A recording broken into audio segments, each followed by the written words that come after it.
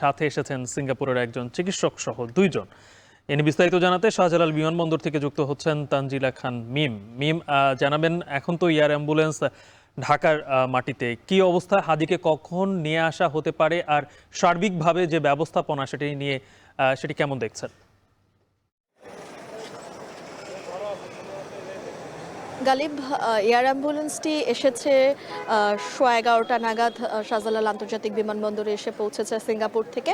তারপর 11:30টারও পরপর অর্থাৎ আরও 10 থেকে 15 মিনিট আগেই কিন্তু দুইজন সিঙ্গাপুরের মেডিকেল টিমের সদস্য, একজন চিকিৎসক এবং একজন নার্স, তারা এসে পৌঁছেছেন। আমরা তাদের সঙ্গে কিছুটা সময় কথা বলার চেষ্টা করেছিলাম। তারা অনেকটাই ব্যস্ত ছিলেন, গণমাধ্যমে সেভাবে কথা বলতে চাচ্ছিলেন না। তবে তারা যেটুকু সংক্ষেপে বলছিলেন যে তারা এখান থেকে এভার কেয়ারে যাবেন, তারপর সেখানে চিকিৎসকদের সঙ্গে তারা কথা বলবেন, বৈঠকে বসবেন এবং এরপর কিন্তু এভার কেয়ার হাসপাতাল থেকে ইনকিলাব মঞ্চের মুখপাত্র শরীফ ওসমান হাদিকে অ্যাম্বুলেন্সে করে এই শাহজালাল আন্তর্জাতিক বিমানবন্দরের 8 নম্বর গেট দিয়ে প্রবেশ করানো হবে এই অ্যাম্বুলেন্সটি। এবং তারপর সেই অ্যাম্বুলেন্স থেকে সেখানে সিঙ্গাপুরের যেই অস্ট্রিয় এভিয়েশনের যে অ্যাম্বুলেন্সটির কথা আপনি বলছিলেন, যেটির কল সাইন XSP, সেই অ্যাম্বুলেন্সটিতে করে সিঙ্গাপুরে নিয়ে যাওয়া হবে।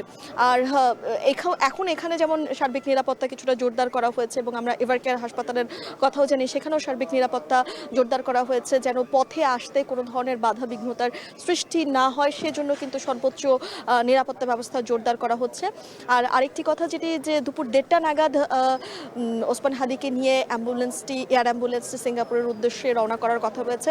এখন যেহেতু 12টা বাজে, আর কিছুক্ষণ পরেই সম্ভবত হয়তো এভার কেয়ারের যে মেডিকেল বোর্ডের যে বৈঠক রয়েছে সেই বৈঠকটি শেষ হলে তারপর হয়তো হাদিকে অ্যাম্বুলেন্সে করে বের করে আনার যে প্রস্তুতি, সেই প্রস্তুতিগুলো শুরু হবে। আমরা বিমানবন্দরে রয়েছি, কিছুক্ষণ আগে ভিআইপি টার্মিনালেও ছিলাম।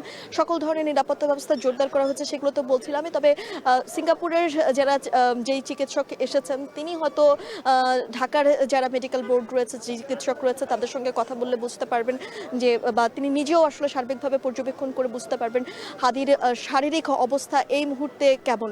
আমরা জানি গত শুক্রবার দিন জুমার নামাজের পর ইনকিলাব মঞ্চের মুখপাত্র শরীফ ওসমান হাদি, যিনি ঢাকা 8 আসনের স্বতন্ত্রভাবে সংসদ সদস্যতে মনোনয়ন প্রত্যাশী ছিলেন, পদপ্রার্থী ছিলেন, তিনি গুলিবিদ্ধ হয়েছেন ঢাকার বিজয়নগর এলাকায়। সেই পর থেকেই কিন্তু আসলে তারপর তাকে ঢাকা মেডিকেল কলেজ হাসপাতালে ভর্তি করা হয়। সেখানে তার অবস্থা সঙ্গে সঙ্গে অপারেশন করা হয়েছে এবং তারপর জানা গিয়েছে তার অবস্থা বেশ সংকটাপন্ন। এরপর তাকে এভার কেয়ার হাসপাতালে স্থানান্তর করা হয়েছে এবং তারপর সেখানে তিনি রয়েছেন। সেখান থেকে গতকাল মেডিকেল বোর্ড জানিয়েছে যে তার শারীরিক অবস্থা বাহিরে নেয়ার মতো। তারপর যদি পরিবারের অনুমতি থাকে কিংবা পরিবার যদি চান উন্নত চিকিৎসার জন্য, তিনি সিঙ্গাপুরের উদ্দেশ্যে রওনা করতে পারবেন কিংবা দেশের বাইরে যে কোনো জায়গায় তিনি যেতে পারবেন। তারপরই কিন্তু সন্ধ্যা নাগাদ এই সিদ্ধান্ত হয় যে ওসমান হাদিকে সিঙ্গাপুরের উদ্দেশ্যে নিয়ে যাওয়া হবে এবং সিঙ্গাপুরের জেনারেল হাসপাতালের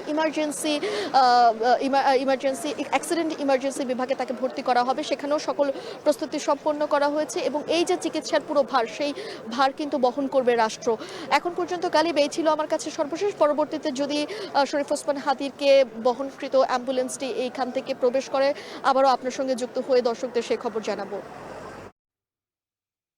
ইনকিলাব মঞ্চের মুখপাত্র শরীফ ওসমান হাদিকে নিতে অস্ট্রিয় এভিয়েশনের এয়ার অ্যাম্বুলেন্সটি এখন ঢাকার মাটিতে, আর কিছুক্ষণ পরেই হয়তো তাকে বহনকারী অ্যাম্বুলেন্সটি এয়ারপোর্টের দিকে রওনা দিবে। সে খবরই জানাচ্ছিলেন সহকর্মী তানজিলা খান।